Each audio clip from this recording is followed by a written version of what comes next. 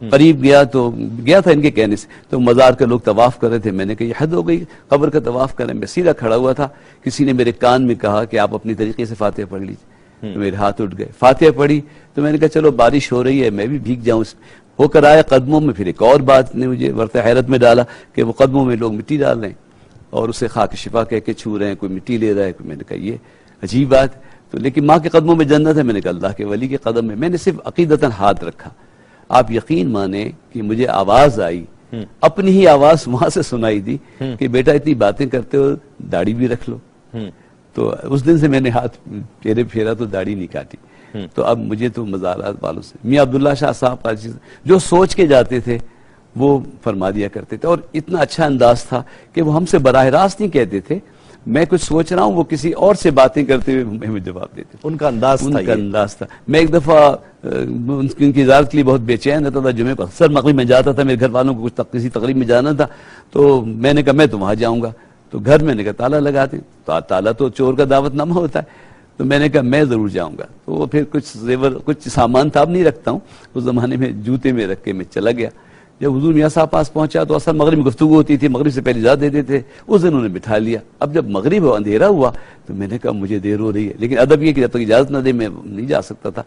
تو میں بیٹھا ہوا تھا، تھوڑی دیر بعد کہنے لگے حمزہ صاحب آپ بہت وقت دیتے ہیں لیکن فقیر بھی آپ کے جوتوں میں نظر رکھتے ہیں۔ سبحان اللہ، اللہ کیا بات۔ اچھا جو لوگ وہاں تھے وہ یہ سمجھے کہ شاید عاجزی میں فرما رہے ہیں کہ جوتوں پہ نظر رکھتے ہیں، لیکن آپ سمجھ رہے ہیں کیا کہا جا رہا ہے، جوتوں میں کہاں ہے، تو یہ ایک تربیت کا انداز، ولی کامل کی یہی پہچان ہوتی ہے کہ وہ آپ کی تربیت کرتا ہے، اور تربیت اس انداز سے کرتا ہے کہ ڈائریکٹ بھی نہیں ہوتی، مجمع میں آپ کی عزت نفس کی حد تک بھی نہیں ہوتی، وہ شخص وہ تباہ ہو گیا جس کے مجمع میں ڈائریکٹ کسی نے ذلیل کر دیا، یا اس کی اصلاح مجمع میں براہ راست کو اس طرح کرے کہ اس کی عزت نفس مجروح ہو، وہ شخص کی تباہی کے زیادہ امکان ہے۔ کچھ لوگ جاتے نہیں ہیں، جانا اچھا نہیں سمجھتے، کچھ لوگ جاتے ہیں تو کہتے ہیں کہ کہاں جائیں تلاش کرتے ہیں، کچھ لوگ جاتے ہیں صحیح جگہ مل جاتی ہے، ان کے حوالے سے بات کیجئے گا۔ کچھ لوگ جو جاتے ہیں اور صحیح جگہ پر پہنچ جاتے ہیں، ان کے پیش نظر جانا جن نکالنے کے لیے ہوتا ہے، بچوں کی روزی مل جائے اس لیے ہوتا ہے، کچھ دنیاوی مقاصد، وہ تربیت اور جس کی وجہ سے جس لیے ان کی صحبت ضروری ہے، وہ صحبت آپ کو کیا فیض دے سکتی ہے، وہ پیش نظر نہیں ہوتا۔ میں کلیتاً کوئی بات نہیں کہہ سکتا،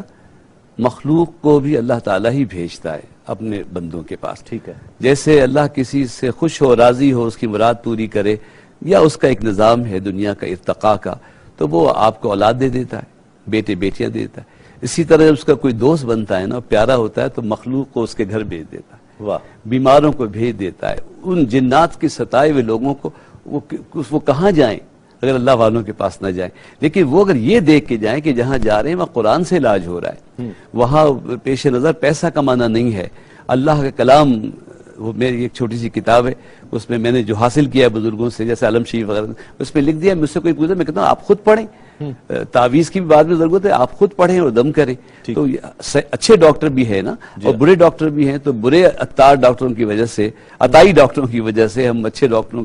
کو تو اس کی تک نہیں کر سکتے یا پڑھنا بند۔ بالکل، میں تو اس سے اتفاق کرتا ہوں، لیکن صحبت کے وہ جو انداز ہیں اور اس کے جو آہنگ ہیں، رنگ ہیں، ان چیزوں کو جاننا بھی تو بہت ضروری ہے۔ صحبت بھی تبدیل ہو گئی، اب پہلے انسانوں کی تھی، اب کمپیوٹر کی ہو گئی ہے، انٹرنیٹ کی ہو گئی ہے، اور ٹی وی، کچھ ذرائع ابلاغ ہے، ویب سائٹ ہے، ہم اس سے بھی تلاش کرنے کی کوشش کرتے ہیں۔ اصل میں یہ جو ذرائع ہیں نا، یہ تو بڑھتے رہیں گے، ایک فکر ہو گئی نا، مجھے جو چیز ہے وہ گھر پر بیٹھے مل جائے، یہ تو اچھا ہے، انٹرنیٹ بھی میرے گھر پر ہے، اور بلز بھی میرے گھر آ جائیں، میں گھر بیٹھے پے کر دوں، یہ جو فکر آ گئی، اب وہ صحبت کی تلاش کہاں رہ جائے گی؟ نہیں تو آپ اپنے گھر بیٹھے ہوئے علماء کی تقاریر سن سکتے ہیں، پوری کتابیں اہل تصوف کی آپ مطالعہ کر سکتے ہیں، اور اس کے بعد پھر وہ کتابیں آپ کو مجبور کریں گی کہ کسی صاحب کتاب کے پاس جائیے، اور پھر وہ جو روحانیت ہے اور وہ جو انسان کا اپنا جسم و جاں کا فیضان ہے وہ تو اپنی جگہ رہتا ہے، یہ وہ ذرائع ہیں، جیسے تیز سواریاں ہمیں منزلیں پہنچاتی ہیں، لیکن منزل تو کچھ ہوتی ہے نا، تو یہ کتابیں بھی کتاب والے کے پاس پہنچاتی ہیں، قرآن پڑھیں، حدیث پڑھیں، تصوف پڑھیں، یہ سب چیزیں۔ جی ہاں، لیکن یہی ہے کہ قرآن شریف پڑھیں، ترجمہ، لیکن جو کچھ بھی پڑھیں، اگر بہتر یہ ہے کہ کسی پڑھنے والے سے پڑھیں، اور ایسے سے پڑھیں جس کا تعلق حضور سے ہو. جب قرآن نازل ہوا قد جاءکم من اللہ نور و کتاب مبین، بے شک تمہارے پاس نور آ گیا اور روشن کتاب آ گئی. صحابہ کرام نے پہلے نور کو دیکھا پھر کتاب کو دیکھا. ٹھیک ٹھیک. اب اگر آپ کتاب دیکھتے ہیں تو اس کے بعد نور کو بھی دیکھنے کی تمنا کیجئے. یہ کتاب میں مبین جو روشن ہے اسی نور مصطفیٰ صلی اللہ علیہ وسلم سے روشن ہے. وہ جو پھر صحابہ کرام سے، اہل بیت سے، مولا علی سے اور سلاسل اولیاء اللہ سے، جو اللہ والے، یہ جو اللہ والے ہوتے ہیں، لوگ ان کے پاس کیوں جاتے ہیں؟ علماء کے پاس اتنا جمع غفیر نہیں ہوتا. وہ جو تقریر نہیں کرتے، خاموش بیٹھے ہوتے ہیں، اصل میں وہ ان سے حضور کا نور جھلکتا ہے. بلکہ ولی وہی ہے جو اندر سے اس کو حضور کے نور کا کوئی فیض پہنچا ہو اپنے مرشدان گرامی سے. تو وہاں ایک مغناطیس رکھی ہوتی ہے، اور ایمان اگر لوہے کے ذرے کے برابر بھی ہوگا تو آپ وہاں کھینچیں گے اور وہاں سے وہ فیض حاصل ہوتا ہے. نور کے بغیر اس کو یوں کہا جا سکتا ہے کہ سطور تو نظر آ جاتی ہیں، بین السطور کیسے دیکھیں گے آپ اس نور کے بغیر؟ اصل میں ولی سے لے کر اور آپ کی دانائی سے لے کر خدا کے وجود تک کو حرفی مت سمجھیے. اللہ لکھ کے اللہ مت سمجھیے. اللہ کا ایک وجود اپنی جگہ ہے اور حقیقت ہے. ہم صرف یہ کرتے ہیں کہ اس کے وجود کو مقید نہیں مانتے. بت پرستی اور حلول اور شمول سے پاک ہے، لیکن اللہ کے وجود کو مانتے ہیں. اسی طرح آپ کی جتنی نیکی کی باتیں کتاب میں پڑھ لیتے ہیں، اگر آپ عمل نہیں کریں گے تو یہ صرف حرفی سفر ہے آپ کا. جی ہاں. اور پھر اس پر عمل کرنے کے لیے کسی عمل کرنے والے کی تباہ، اس کی ادائیں آپ کا آئیڈیل ہوں گی تو آپ اپنے آپ کو سانچے میں ڈھالیں گے نا. ورنہ صرف یہ ایک خیالی خدا کی پرستش ہو رہی ہے، ایک حرفی خدا کی پرستش ہو رہی ہے. میاں صاحب نے کیسی اصلاح کی، دن میں نے بڑی زبردست تقی کی محفل میں کہ نماز پڑھو، کعبے کو سامنے سمجھو، پھر اس کے اوپر بیت المعمور ہے، اس کے اوپر عرش معلیٰ ہے، وہاں سے نور آ رہا ہے. اور عرش سے مجھے شعر بھی کہا کہ نظر آ رہی ہے مجھے روشنی کی لکیر عرش معلیٰ سے قلب مومن تک. تو واہ واہ ہوئی. لیکن میاں صاحب نے معلوم نہیں کیا کہا کہ عبداللہ شاہ صاحب نے، جب میں بیٹھ گیا تو مجھ سے کہنے لگے حمزہ صاحب آپ نے اللہ میاں کو بہت دور کر دیا. میں نے کہا سر معافی چاہتا ہوں، وہ کلام کرنے میں مجبور ہیں، گفتگو کرنی پڑتی ہے. تو حقیقت میں تو یہ نہیں سوچ کر نماز پڑھنی چاہیے کہ میں کعبے کی طرف، کعبہ اللہ کے گھر اس معنوں میں کہ اللہ اس کے اندر ہے، یا اللہ عرش پر ہے وہاں سے اس کا نور آ رہا ہے اور میں سجدہ اللہ کو کر رہا ہوں. جو عرش، اللہ تو میرے ساتھ ہے، میری شہرک سے قریب ہے. اس نے حکم فرمایا اس طرف رخ کرو، ذرا بیت المقدس، بیت اللہ، عرش کے جس طرف جو بھی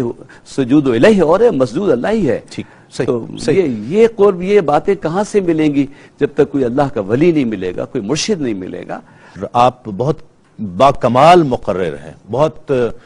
خوبصورت خطیب ہیں. الفاظ کا جو ان کا انتخاب ہے اور پھر جس طرح یہ کیفیت ایک ماحول پر قائم کر دیتے ہیں، میں اس بات کا بچپن سے گواہ ہوں. اور وہ لوگ جو یہ سمجھتے ہیں میں نہیں سمجھتا، وہ لوگ جو یہ سمجھتے ہیں کہ مجھے کچھ بولنا آتا ہے اور میں کچھ بول لیتا ہوں، تو جن شخصیات سے میں متاثر رہا بچپن سے، حمزہ صاحب ان میں سے ایک ہیں. مطلب اس اعتراف کے ساتھ فن تقریر. حضرت آپ نے جو اب تک باتیں کی وہ اس کا عرفان مجھے نہیں ہے، لیکن آج یہ ضرور ہے کہ میں ہمیشہ کسی شخص کے ذکر کے ساتھ بیٹھتا تھا. آج بہت شرمندہ ہوں کہ اپنے نفس کے ذکر کے ساتھ بیٹھا ہوں. لیکن وہی محبت کا ریفلیکشن ہے جو مجھے آپ سے ہے اور آپ کو مجھ سے ہے. فن تقریر بھی تسلیم بھائی میں نے کبھی فن کی طرح تو نہیں اپنایا. میں کوئی فنکار نہیں ہوں، میں تو ایک روزن دیوار ہوں جس سے کچھ چہرے نظر آ رہے ہیں اور میری آنکھوں میں چند چہرے ہیں، میری آنکھیں سنبھال کر رکھنا. میں نے کچھ لوگوں کو دیکھا ہے، کچھ لوگوں کو سنا، اور پھر ہمارے قبلہ عالم میاں عبدالرشید صاحب میرے مشایخ صحبت میں اور نسبت، انہوں نے کچھ باتیں میں ایسی کہ جب تم تقریر کرتے ہو یا جب کچھ نصیحت کرتے ہو تو فضیلت حاصل ہو جاتی ہے. تو یہ سمجھا کرو کہ تم کسی اور کو، کوئی اور مخاطب نہیں ہے، تمہارا اپنا نفس مخاطب ہے. تم جو محفلوں میں جاتے ہو، یہ پھول ہار پہنائے جاتے ہیں تو اس کی خوشبو نفس تک پہنچ جاتی ہے. تو ایک بات یاد رکھنا کہ یہ جو تمہیں پھول ہار پہنائے جاتے ہیں وہ تمہاری وجہ سے نہیں پہنائے جاتے، تم جن کا ذکر کرتے ہیں ان کی وجہ سے. بے شک بے شک. تو ان چند جملوں نے ہمیں سنبھالے رکھا. اور جہاں تک گفتگو ہے وہ اپنی اصلاح پیش نظر ہے. میں اپنی اصلاح چاہتا ہوں، میں اپنی اصلاح کی خاطر، بلکہ ہر شخص کو اپنی مغفرت کا کوئی بہانہ ڈھونڈنا چاہیے. اور میں نے جب اپنی مغفرت کا بہانہ ڈھونڈا تو مجھے حضور کی محفل سے بڑھ کر کوئی بہانہ ملا نہیں. اور وہ جو بتدریج پورا سفر ہے، شعر و ادب سے بھی تھوڑا سا تعلق رکھا، بہت سادہ شعر بھی کہے اور نظمیں بھی کہیں، سب کچھ. اور مجھے اپنے وہ شروع کے مصرے جو ہیں ابتدائی یاد آتے ہیں کہ خدائے لم یزل کی بندگی پر فخر ہے مجھ کو، محمد مصطفیٰ کے امتی ہیں، ناز کرتے ہیں، حسین ابن علی کی حق پرستی کا علم لے کر حسن کی صلح سے صلح کا آغاز کرتے ہیں۔ واہ واہ تو یہ سارا وہ ہے کہ یہ سفر جو ہے وہ تقریر کا ہو یا نظم کا ہو یا شاعری کا ہو یا شعر و ادب سے ذوق جو ہے یہ کس طرح سے پیدا ہوا؟ جب طبیعت منظم ہوتی ہے تو منظم الفاظ پسندیدہ ہوتے ہیں، اور محبوب مطلوب ہے تو محبت مطلوب ہوگی، اور محبت مطلوب ہوگی تو اس کے اسباب مطلوب ہوں گے۔ تو اگر آپ کو اللہ رسول سے محبت ہے تو حمد سے محبت ہوگی، صحیح، حضور سے محبت ہے تو نعت مصطفیٰ ایک بہت بڑا سبب ہے۔ ٹھیک، آپ کے جو اعلانات ہیں، محافل کی جو نقابت نظامت ہے، وہ بہت بڑا سبب ہے جو سامع کو، امتی کو حضور سے قریب کر دیتا ہے۔ بے شک۔ تو شعر و ادب سے دلچسپی تو ظاہر ہے۔ دہن میں زباں تمہارے لیے عنوان یہ آپ کا، اور یہ جی ہاں، آپ کی تقاریر کو ایک جگہ اکٹھا کیا گیا۔ میں اس کا خیال کیسے آیا کہ اسے اکٹھا کر لیا جائے؟ اور اس پر بہت اکابرین نے اس پر لکھا ہے، مفتی ظفر علی نعمانی صاحب، علامہ سید سعادت علی قادری صاحب اور دیگر لوگوں نے الحمدللہ آپ کے حوالے سے لکھا۔ مشائخ اعظام نے، اصل میں یہ بھی میری تقریریں تھیں، میرے ارادے سے کتاب نہیں بنی۔ جمعے کے جو خطبے تھے، معارف جمعہ کے نام سے ایک بزرگ تشریف لائے کرتے تھے گزارش سعیدیہ میں، تو انہوں وہ ٹیپ کر لیتے تھے، اور ٹیپ کرنے کے بعد پھر اسے تحریراً جس جمعے کی تقریر ہوتی تھی آئندہ جمعے کو وہ تقسیم ہو جاتا تھا۔ وہ معارف جمعہ پھر کچھ لوگوں نے پسند کیا کہ اس کو کتابی شکل میں وہ چھاپ دیں، شائع کر دیں، اس طرح بھی کتابی شکل میں آ گئی ہے۔ مختلف زبانوں کا بھی ذوق، آپ انگریزی بھی، اردو بھی،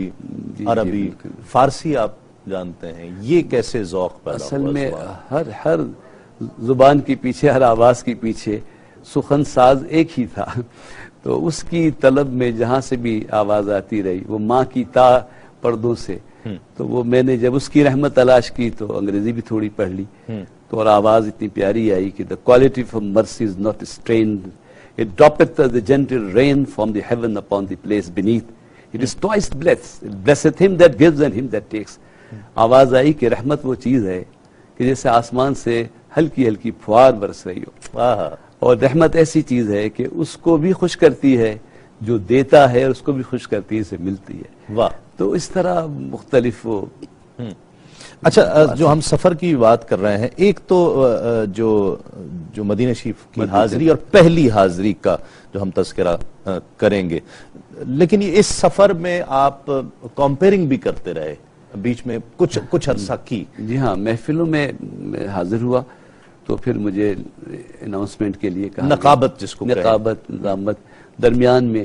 کچھ گفتگو۔ اچھا، میں جس زمانے میں محفلوں میں آیا تو بڑے بزرگ اولیاء، قاری نصرالدین صدیقی کی صحبت، وہ اپنی محفل کو خود کنڈکٹ کرتے تھے، خود کچھ جملے فرماتے تھے، پھر دعوت دیتے تھے۔ تو ہم نے تو ان کی پیروی میں شروع کی،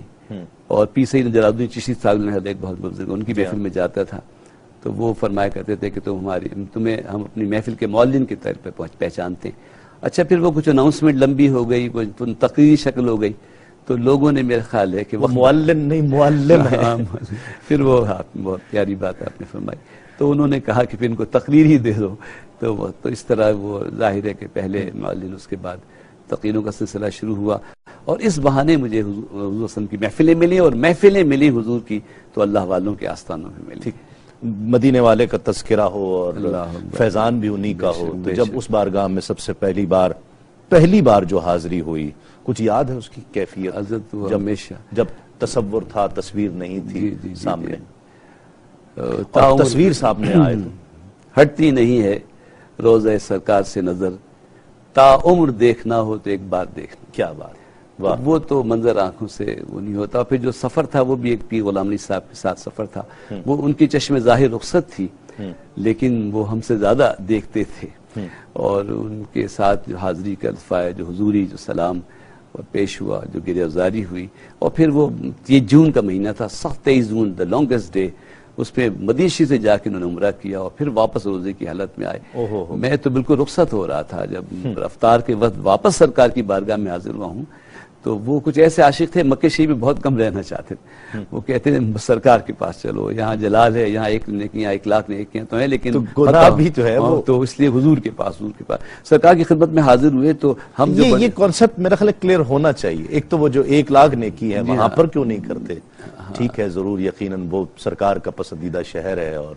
بلد الامین جسے جی ہاں، کہا جائے، لیکن 1 لاکھ نیکی ہیں تو 1 لاکھ گناہ بھی ہے۔